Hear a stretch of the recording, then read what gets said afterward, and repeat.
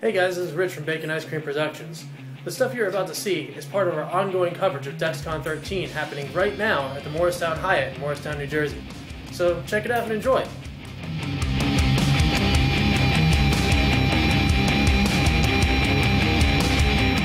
You see the booth. They walk by, you're like, that's right? You could totally pick them out just walking down like a convention hall. Mm-hmm. You know they're there just by how they're dressed. So they're always like, dude brings 5 different pairs of shoes. He told me one time, he said, I dress like this because I spend the rest of my time in overalls in the shop making this. And I'm covered in wood and glue and dust and stuff. He's like, I go to a con, I want to sell, I want to dress up. Right. Why not? And I'm like, yeah, why not? And it's great. Like they literally looked out of the 50s one time. They had like the little the cap that comes down to the brim. He had like the tie, the vest, the cream colored vest with like brown pants and like loafers, and all like the 2 women that were helping there had like their hair in that style with like the flower, and they were all like the exact same outfit. I'm like, this is, you win. You win completely, because like I will recognize you from a mile away. You know why I changed my colors from black to orange? Because every fucking company is in black. Yeah. Right? And I'm like, no. Done. I hate the color yellow. What's the primary color of our logo? Yellow. Wanna know why? Because people fucking see it. Yes. I get it. Questions before we start. Are you recording this? Yeah. Yeah, that's fine. Okay. I'll figure it out. Alright. It's usually our rambling introduction. Oh yeah, that's fine. Alright, well now I don't know how to not ask this.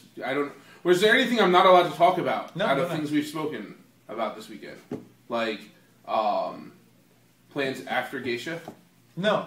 Okay. It's all good. I wasn't sure if there was anything, because once or twice it was, you're still in negotiations. You're like, well, I'm sharing, but... Those negotiations are done, so now not going to be called that, so we can talk about that. It's going to be as something else. Okay. Well, since we are already recording, John, that will probably, it said it at the bottom somewhere. But how the fuck do I know? I'm sitting here looking at... Rich was tapping at things while we were talking. Yeah, and, maybe. He's ninja. And he didn't say anything, so we were just sitting here going, you're here for, well, this is DexCon 13, yep. Yes. Vinny fucked me up in that opening ceremony. I heard 14 too. Yeah, and I'm like, wait, which one are we? Yeah, I think we all did that. We were all like, huh? The badges. But now every time I try to say DexCon 13, I have to pause and go, was it 14 or 13? Badges say 13, let's go with what the text says. Yeah, exactly. And I know, because I helped you out with the CyberGen LARP, but also you were here promoting Geisha. Yeah. Which you're looking at. We showed the Ashcan up by Gen Con. It should be ready by October. We printed by October. Okay. And so I should have that ready to go, and then ready to launch it in October. Hopefully get a little bit of, because we got a little bit of buzz generated from it. More buzz at Gen Con.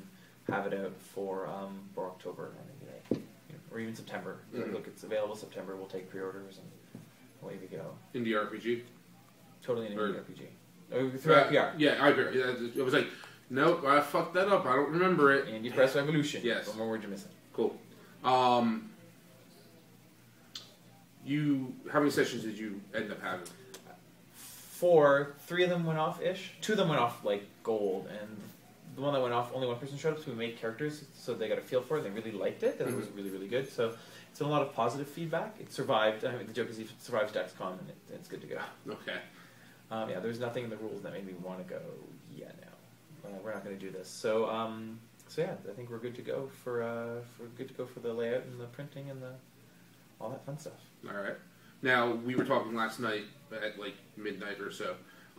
You have a plan for the system after this?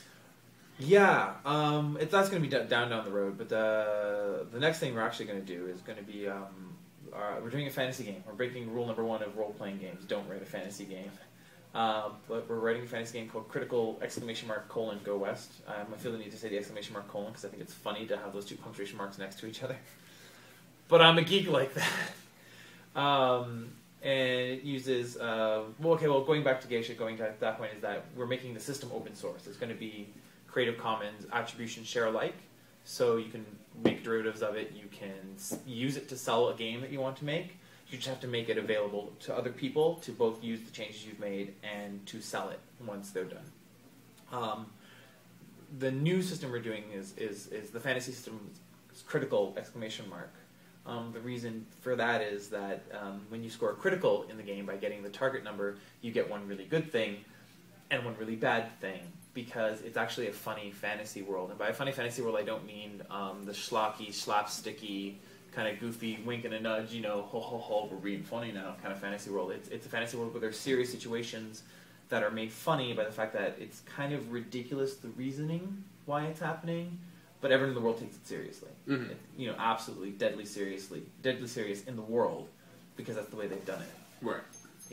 I think the example people like the most is that the Bardic school is run by someone who believes that only true art is created in adversity, and only the strongest shall survive this adversity to create the art. So when you join the Bardic school, you get put into a band, and only one band will graduate per year, and so there must be a duel and a combat to determine which band will come out on top. And so if you can play the lute while turning it into a bow and arrow, that's extra credit. If you can take an arrow while playing the lute still, also extra credit. And so there's that going on. There's the Razor Teeth Mountains, where you have organized by height, where you have the 3-foot mountains where all the 3-foot monsters live. You have the 6-foot mountains where all the 6-foot monsters live. We were joking about writing an adventure where the 3-foot monsters hire you because the 6-foot monsters are breaking their territory and coming down and beating up the 3-foot monsters. And they can't deal with it, so they have to hire some adventurers to go push the 6-foot monsters back. Gotcha. It's still going to need a little bit of tweaking, because that was supposed to be the licensed product, but that fell through. And we think it's still a good enough system and a good enough world and a good enough idea that it can be done on its own. And so we'll be doing that. We're writing, hopefully going to get some stuff done for Cutthroat Caverns for Kurt.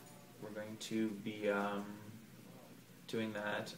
But the idea after Geisha, because I also wanted to modify my own system to make it work, is we're down the pipe we're also doing something called Teenage Wasteland. See, that's what I was specifically referring to, but... I know, but I wanted to get into that, because that's actually after Critical. Okay, I didn't realize the timeline, so... Yeah, it's a little further down.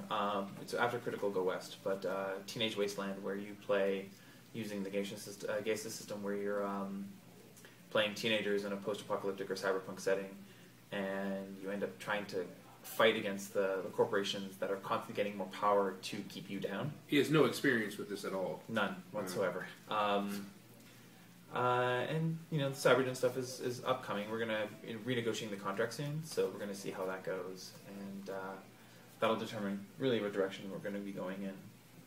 That kind of stuff. What was your favorite part about the con? My favorite part about the con is always the people. Always the people I get to see, because I don't get to see people so often. Well, that's because you live in Canada. Yeah, I live in Canada. Yes. And I'm all out and about. There you go. See? That's why I was, when we were doing the podcast, you said about, and I couldn't stop laughing. I was like, I'm glad I don't have the mic right now. Well, if I produce fan service, what can I say?